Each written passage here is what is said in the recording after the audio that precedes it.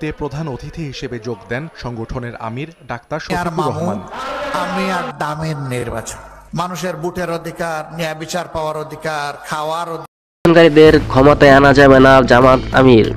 দুর্নীতিমুক্ত বাংলাদেশ গড়তে জামাতের বিকল্প নেই বলে মন্তব্য করেছেন বাংলাদেশ জামাতে ইসলামী আমির ডক্টর মোহাম্মদ শফিকুর রহমান। তিনি বলেন, মানুষের অধিকার ফিরিয়ে আনতে হবে, যারা লুণ্ঠনকারী তাদেরকে ক্ষমতা আনা যাবে না। জয়পুরহাট সার্কিট হাউস ময়দানে দীর্ঘ 16 বছর পর আয়োজিত জামাতের কর্মী সম্মেলনে তিনি এসব কথা বলেন।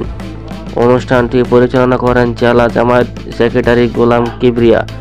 ডক্টর মোহাম্মদ শফিকুর রহমান আরও বলেন, প্রয়োজনীয় সংস্কার করে দেশ ভোট করার জন্য অন্তর্বর্তীকালীন সরকারের প্রতি আহ্বান জানাই।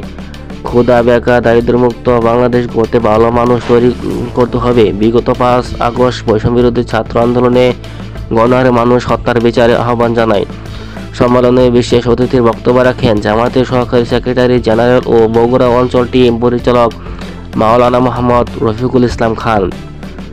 তিনি বলেন, স্বৈরাচার হাসিনা শেষরাজের মতো দেশ ছেড়ে পালিয়ে গেছে। তারা মানুষের ভোটার অধিকার নষ্ট করেছে, কোটি কোটি টাকা পাচার করেছে।